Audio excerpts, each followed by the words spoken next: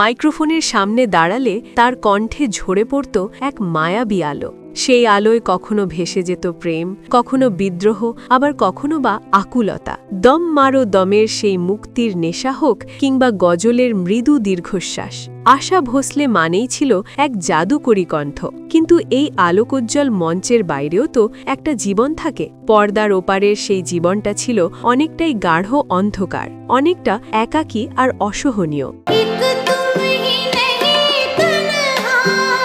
রমা শর্মার লেখা আশা ভোসলে আর life in music বইটির পাতা উল্টালে এক অন্য আশাকে দেখা যায়, যিনি কেবল একজন কিংবদন্তি নন, বরং একজন ক্লান্ত মানুষ, যিনি গান গেয়েছেন কোটি মানুষের জন্য, অথচ নিজের জীবনের অনেকটা সময় কাটিয়েছেন অন্ধকারের সাথে লড়াই করে।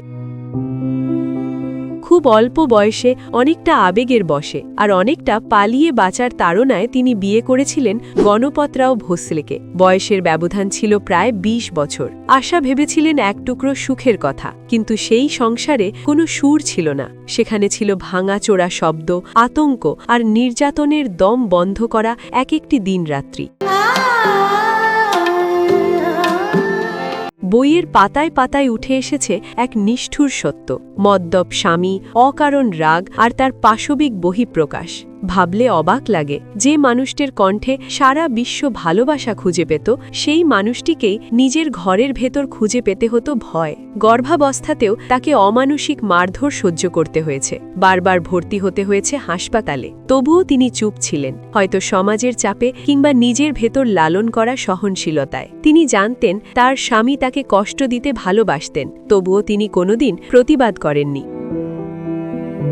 কিন্তু সহ্য শক্তিরও একটা সীমা থাকে। তৃতীয় সন্তানের সময় যখন তিনি ৪ মাসের অন্তঃসত্ত্বা, তখন তার ভেতরের সেই ক্লান্তি চরমে পৌঁছায়। হাসপাতালের এক কোণে শুয়ে থাকা সেই অসহায় নারীটি তখন ভেবেছিলেন সব শেষ করে দেবেন। তার মনে হয়েছিল তিনি এক জীবন্ত নরকে আছেন। মানসিক যন্ত্রণা থেকে মুক্তি পেতে তিনি আত্মহত্যার চেষ্টা করেছিলেন, খেয়ে ফেলেছিলেন ঘুমের ওষুধ।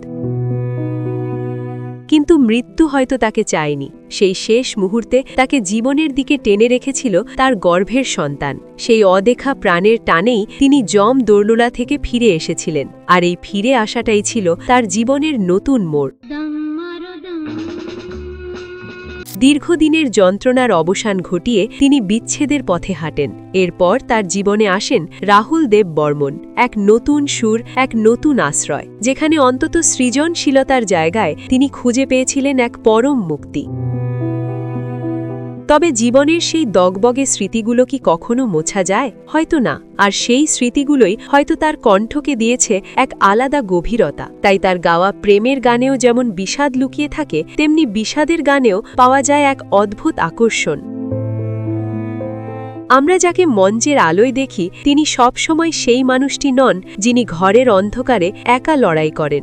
আশা ভোসলের জীবন আমাদের শেখায় সহ্যের সীমা ছাড়িয়ে গেলে কিভাবে ঘুরে দাঁড়াতে হয়। তার কণ্ঠ থেমে গেলেও তার জীবনের এই গল্প আমাদের মনে করিয়ে দেয়, সবচেয়ে উজ্জ্বল আলো কখনো কখনো সবচেয়ে গভীর অন্ধকারের বুক চিরে জন্ম নেয়। আশা ভোসলের এই লড়াই সম্পর্কে আপনার মতামত আমাদের কমেন্ট করে জানান।